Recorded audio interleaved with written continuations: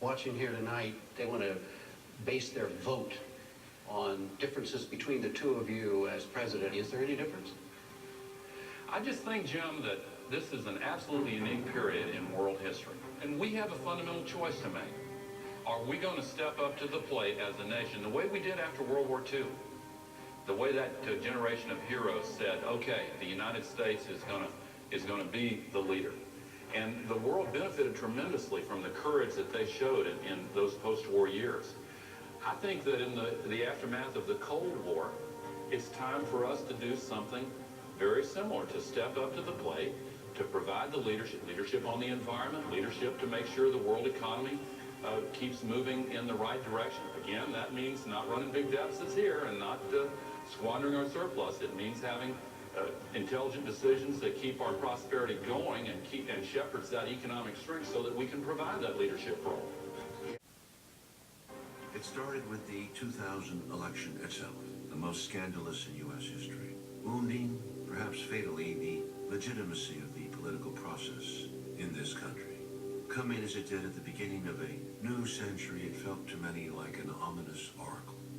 Al Gore won the popular mandate by more than 540,000 votes, but lost Florida when more than 10% of African Americans were disqualified by an antiquated state voting system overseen by Florida Governor Jeb Bush, Georgia's younger brother, and Florida Secretary of State Katherine Harris, Bush's state campaign manager. Behooving the shenanigans of a banana republic, the U.S. Supreme Court, without precedent, surprisingly intervened in the Florida election process and voted 5-4 to stop a recount, thus handing Bush the election. The majority of these justices had been appointed in administrations in which Bush's father was either president or vice president. If it had happened in another country, it would have been denounced as a coup by the United States. The dissenting judges wrote, although we may never know with complete certainty the identity of the winner, the identity of the loser is perfectly clear. It is the nation's confidence in the judge as an impartial guardian of the rule of law. Themselves almost entirely from the world community. The U.S. withdrew from the International Criminal Court Treaty that Clinton and virtually every other Western democracy had negotiated. They rejected the Comprehensive Test Ban Treaty, which 150 nations had signed. Bush repudiated the Kyoto Protocol on global warming, and to the shock of the Russians, abrogated the crucial 1972 Anti-Ballistic Missile Treaty in order to revise the unproven missile defense program. In January 2001, intercepted al-Qaeda messages said that something spectacular was about to happen. Counterterrorism Chief Richard Clarke testified that CIA Director George Tenet was running around Washington with his hair on fire, trying to get the attention of National Security Advisor Condoleezza Rice and President Bush. But Defense Secretary Rumsfeld and Rice, a former Chevron board member with a double-hulled oil tanker named after her, were preoccupied with ballistic missile defense and reforming the Pentagon. Threat reports with headlines like "Bin Laden threats are real" or "Bin Laden determined to strike inside the U.S." were issued. But Bush could not focus his attention, as he spent more time away from Washington than any recent president at his sequestered Crawford, Texas ranch, chopping wood.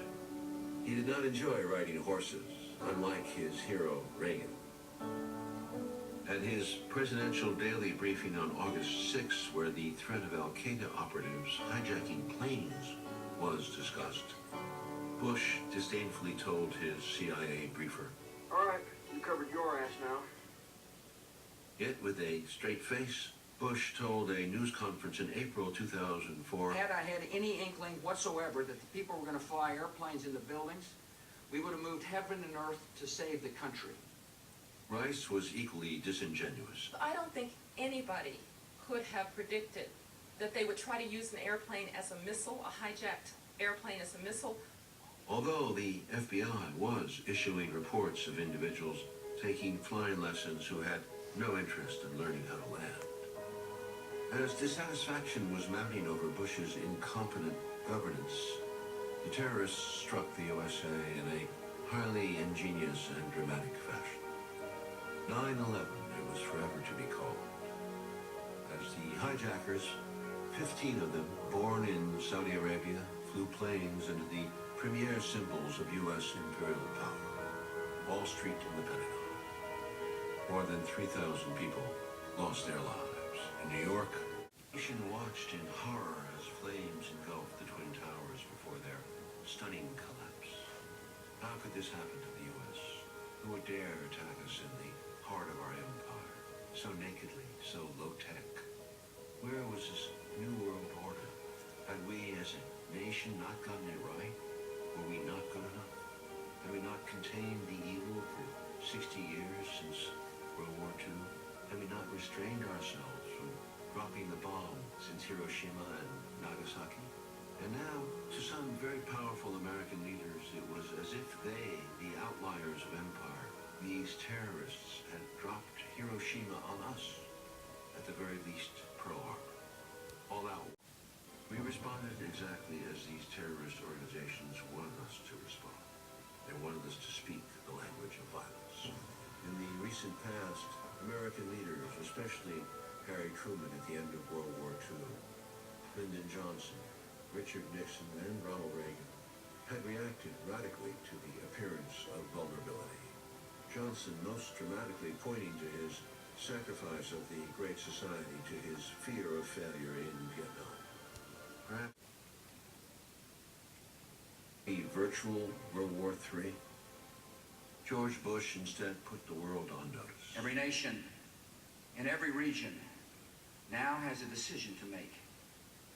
Either you are with us or you are with the terrorists.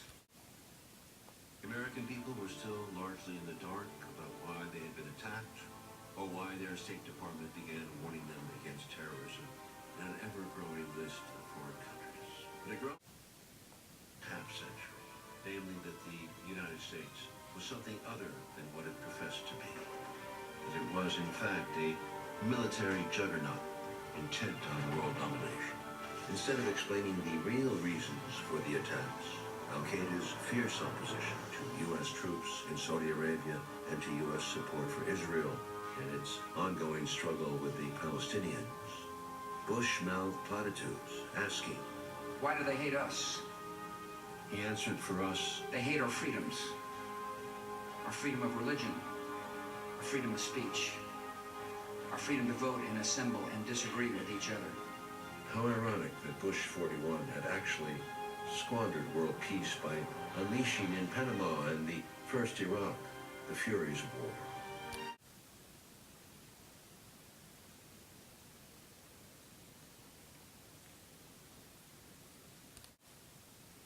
False intelligence. There's no question that the leader of Iraq is an evil man. After all, he gassed his own people. We know he's been developing weapons of mass destruction. UN inspectors searched high and low, visiting sites identified by the CIA. They found nothing, but Bush insisted the WMD were there.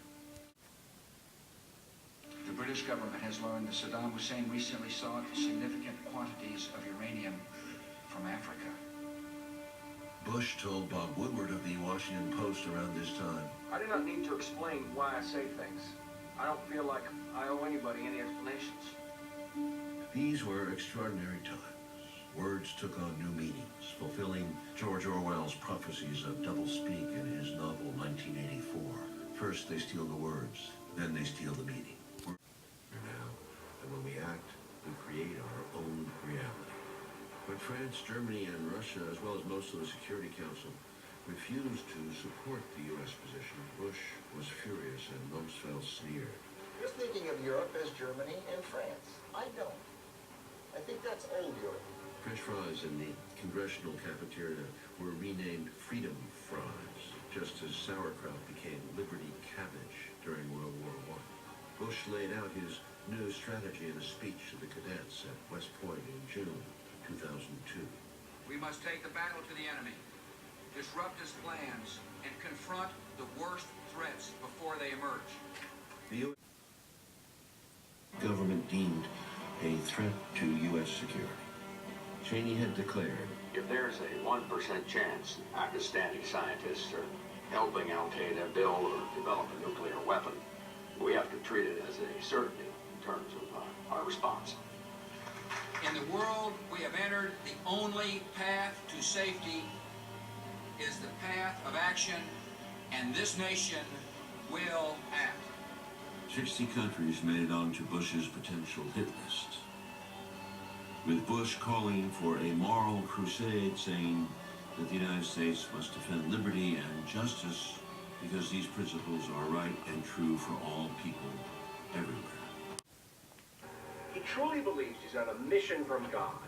The whole thing about faith is to believe things for where there's no empirical evidence. I have a sense of calm, knowing that the Bible's admonition, thy will be done, is life's guide. In early October of 2002, Congress empowered Bush to go to war against Iraq on his own authority whenever he deemed it appropriate, using whatever means, including nuclear weapons, he felt necessary. The resolution drew a direct connection between Iraq and Al-Qaeda. Among those authorizing this were Senators John Kerry and Hillary Clinton. Saddam Hussein is determined to get his hands on a nuclear bomb. Powell spoke for 75 minutes. It was a thoroughly shameful performance, promoting false intelligence that Powell later called a low point in his career. But it would be difficult to find and ask the millions killed over many decades of American interference in their countries what they thought. The people of Hiroshima and Nagasaki, the Philippines, Central America, Greece, Iran, Brazil, Cuba, Congo, Indonesia, Vietnam, Cambodia, Laos, Chile, East Timor, Iraq, and Afghanistan, among others. In Afghanistan, Obama calling it a war of Israel, Russia, India, and Iran claimed to have mastered manufacturing lethal ones, but the most dynamic program was China's.